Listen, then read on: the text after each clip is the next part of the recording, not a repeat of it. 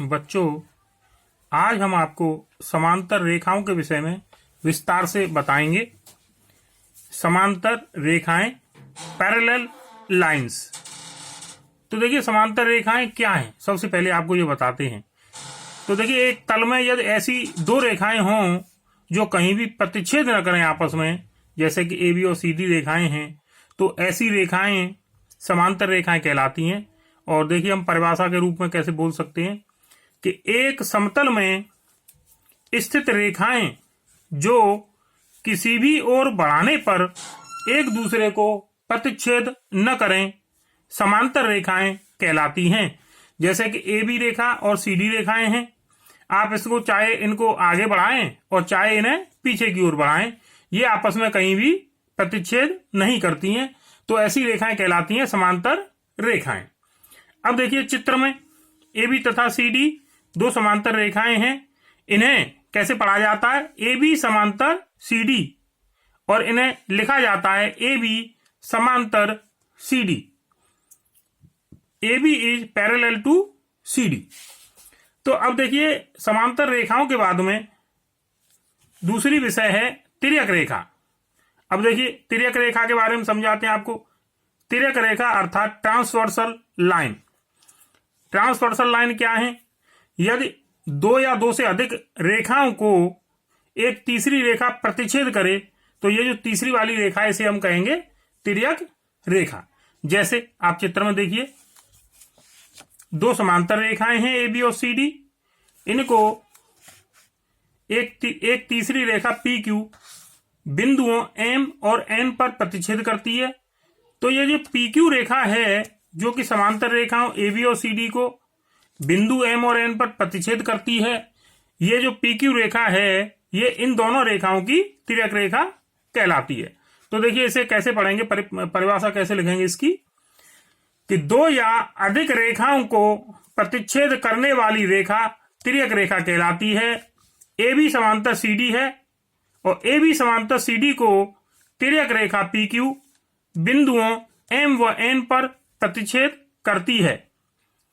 तो पहले भी आपको बता चुका हूं, फिर से पुनः रिपीट कर रहा हूं कि ये जो दोनों समांतर रेखाएं ए बी और सी डी, इनको जो तीसरी रेखा काट रही है पी क्यू, ये ही इन दोनों समांतर रेखाओं की तिर्यक रेखा है। अब देखिए अगली बात क्या है कि यदि दो समांतर रेखाओं को एक तिर्यक रेखा प्रतिच्छेद करे, तो प्रतिच्छेद बिंदु पर बनने वाले कौन कौन से कोण होते हैं, इसके विषय में चर्चा करते हैं। तो देखिए यदि दो समांतर रेखाओं को, जैसा कि मैंने आपको ऊपर बताया, एक तिर्यक रेखा जब प्रतिच्छेद करती है तो सबसे पहले जो बनने वाले कोण हैं वो है संगत कोण, करस्पॉन्डिंग एंगल्स। तो देखिए करस्पॉन्डिंग एंगल्स कौन से हैं? करस्पॉन्डिंग एंगल्स देखिए कोण 1 तथा कोण 5, कोण 4 तथा कोण 8, कोण 2, कोण 6, कोण 3 तथा कोण 7। ये जो भी मैंने आपको बताए कि ऊपर वाले रेखा के, जो तिर्यक रेखा है इसके एक ओर के ऊपर वाले और नीचे वाले, और दूसरी ओर के ऊपर वाले और नीचे वाले, ये जो कोण हैं ये संगत कोण है। अब देखिए संगत कोण आपस में समान होते हैं। तो जैसा कि मैंने आपको चित्र में बताया था, कोण 1 बराबर कोण 5, कोण 2 बराबर कोण 6, कोण 4 बराबर कोण 8, कोण 3 बराबर कोण 7। अब देखिए अगला नंबर है एकांतर अंतः कोण, alternate interior angles. Alternate interior angles कौन कौन से हैं बच्चों?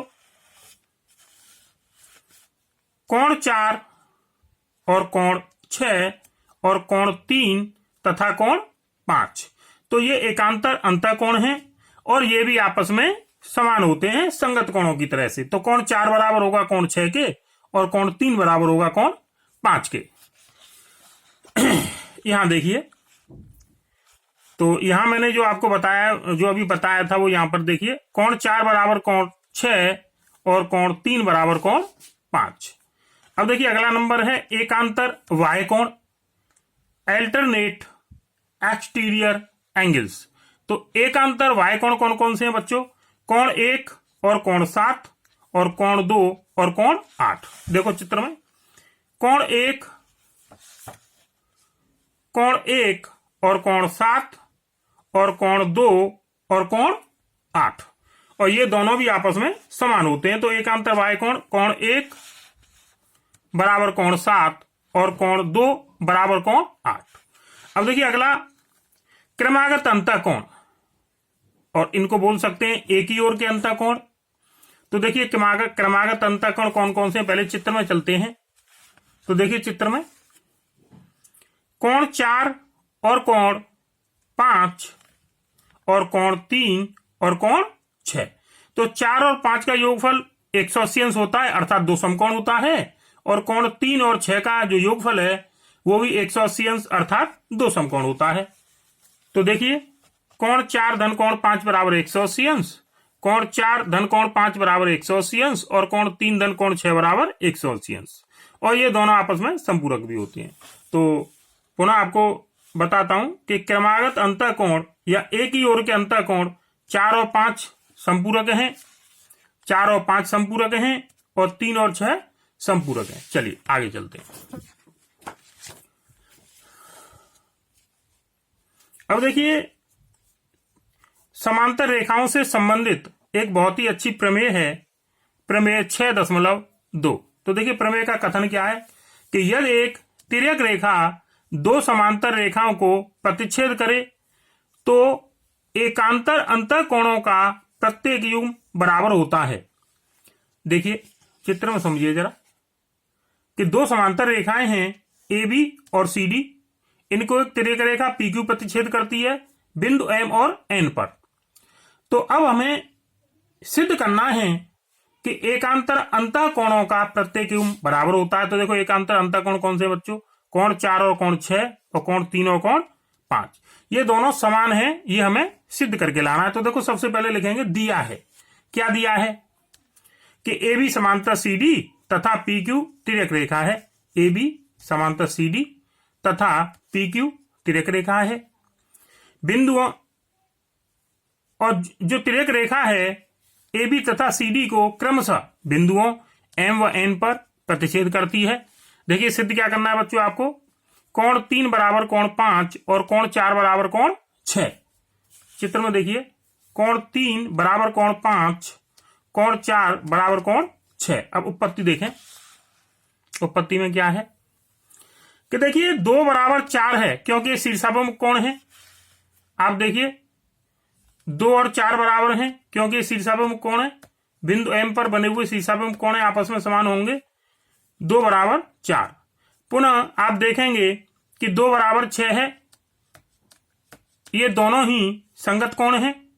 तो फर्स्ट और सेकंड से आप देखेंगे कि 2 भी 4 के बराबर है और 2 6 के भी बराबर है, तो 4 और 6 आपस में बराबर होंगे बच्चों, 4 और 6 आपस में बराबर होंगे। पुनः इसी प्रकार आप देखेंगे कि 1 बराबर 3 है, ये भी शीर्षाभिमुख कोण है, और 1 बराबर 5 के भी है, ये कैसे कोण है, संगत कोण। तो देखिए 1 बराबर 3 शीर्षाभिमुख कोण और 1 बराबर 5 शीर्षाभिमुख संगत कोण। तो अब इन दोनों से आप देखेंगे कि एक ही कोण 3 के बराबर है और एक ही कोण 5 के, तो ये आपस में भी समान होंगे, तो 3 बराबर 5 आ गया। तो ये दोनों ही चीजें सिद्ध हो चुकी हैं। तो देखिए हमारे पास कोण 3 बराबर कोण 5 और कोण 4 बराबर कोण 6 दोनों सिद्ध हो चुके हैं। अर्थात यदि एक तिर्यक रेखा 2 समांतर रेखाओं को प्रतिच्छेद करे तो एकांतर अंतःकोणों का प्रत्येक युग्म बराबर होता है। चलिए अब देखिए एक और प्रमेय है इसी से संबंधित एक और प्रमेय छोटी, देखिए प्रमेय 6.6, वे रेखाएं जो एक ही रेखा के समांतर हों परस्पर समांतर होती हैं। तो यदि एक ही रेखा के समांतर 2 रेखाएं हों तो वो दोनों रेखाएं भी आपस में समांतर होती हैं। जैसे कि हमारे पास एक रेखा है बच्चों AB, और इस AB रेखा के समांतर 2 रेखाएं हैं, एक CD और एक EF। अब हमें यह सिद्ध करना है कि एक ही रेखा AB के समांतर जो 2 रेखाएं थी CD और EF, वो दोनों आपस में भी समांतर हैं। ये हमें सिद्ध करके लाना है। तो देखिए ये सिद्ध करना बहुत आसान है। सबसे पहले हम AB और CD के बीच में बात करेंगे। तो देखो AB और CD के बीच में बच्चों 1 और 2 कोण आपस में बराबर होंगे क्योंकि एकांतर कोण है। अब हम ए बी और ई एफ के बीच में बात करेंगे कि 1 और 3 कोण आपस में बराबर होंगे, क्योंकि ये भी एकांतर कोण है। अब आप देखेंगे कि 1 बराबर 2 के और 1 बराबर 3 के, किंतु ये दोनों कोण आपस में बराबर होंगे, दोनों ही 2 होंगे। क्यों? क्योंकि ये शीर्षाभिमुख कोण है। तो 1 बराबर 2 के है, चलिए मैं इसका कोई दूसरा नाम रख देता हूं, इसको मैं 4 रख देता हूं बच्चों, 4। तो देखिए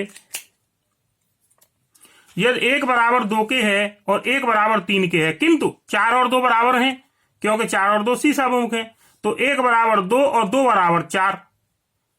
अब देखेंगे आप कि 4 बराबर 3 के प्राप्त हो चुका है हमें, तो 4 बराबर 3 होने के कारण ये दोनों एकांतर कोण हो गए। अतः ये सी डी और ई एफ जो रेखाएं हैं ये भी आपस में समांतर होंगी।